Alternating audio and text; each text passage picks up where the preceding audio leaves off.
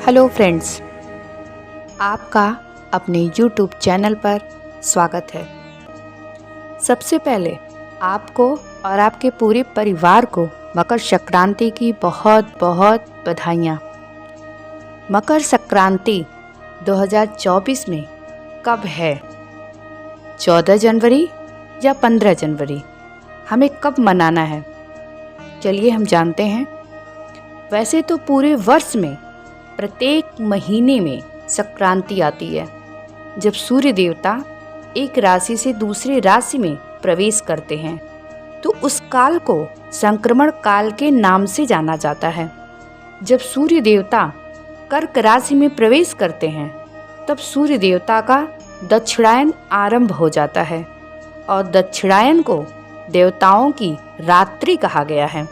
लेकिन जैसे ही सूर्य देवता धनु राशि से निकल करके मकर राशि में प्रवेश करते हैं, तो ऐसे समय को उत्तरायण काल माना जाता है। उत्तरायण काल देवताओं का दिन माना गया है, तो प्रत्येक नए कार्य का आरंभ उत्तरायण काल में ही किया जाता है।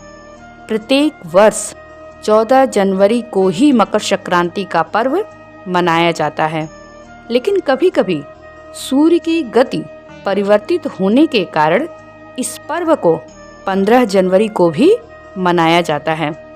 मकर संक्रांति के काल को ग्रहण की तरह ही माना गया है। मकर संक्रांति के शुभ अवसर पर अगर आप त्रिवेणी में स्नान करते हैं तो महान पुण्य की प्राप्ति होती है। त्रिवेणी का मतलब तो आप समझते ही हैं, जिसे 3 नदियों का संगम कहा जाता है, गंगा, यमुना, सरस्वती। मकर संक्रांति के दिन हमें दान करना चाहिए। इस दिन दान करने से हमें 100 गुना फल की प्राप्ति होती है। इस बार मकर संक्रांति का पर्व 15 जनवरी 2024 सोमवार को ही मनाया जाएगा। अगर आपके घर पितृदोष है या कोई भी दोष है, तो आपको उनके लिए तर्पण कर्म, श्राद्ध कर्म मकर संक्रांति के दिन करना चाहिए। मकर संक्रांति के दिन सूर्य के एक राशि से दूसरे राशि में परिवर्तन को अंधकार से प्रकाश की ओर हुआ परिवर्तन माना जाता है। इस दिन खिचड़ी खाने और तिल दान करने का विशेष महत्व माना गया है। मकर संक्रांति से सूर्य देव तिल तिल बढ़ते हैं। इसी कारण मकर संक्रांति पर काले तिल का दान करना चाहिए। गुड़ और तिल से भगवान को भोग लगाना चाहिए। ब्राह्मणों को भी दान करना चाहिए और स्वयं गुड़ और तिल खाना चाहिए, क्योंकि तिल शनिदेव जी का प्रतीक माना गया है।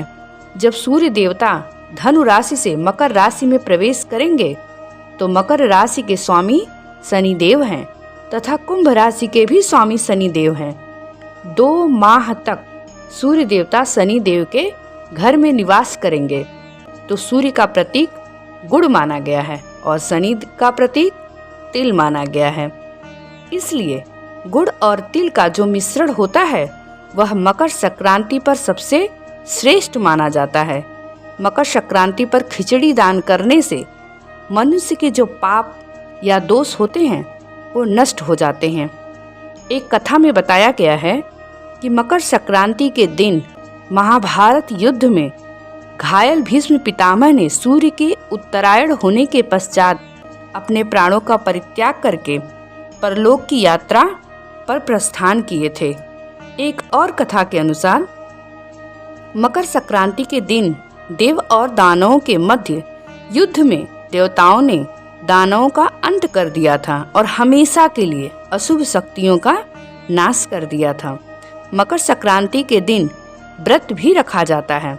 मकर संक्रांति के दिन तीर्थ जल में स्नान करना, ब्राह्मणों को दान करना, पितरों को जल तर्पण करना, उस दिन व्रत रखना और एक टाइम भोजन करना अत्यंत ही शुभ माना जाता है और ऐसा करने से उसे निश्चित रूप से सुख, शांति और समृद्धि का उनके जीवन में आगमन होता है।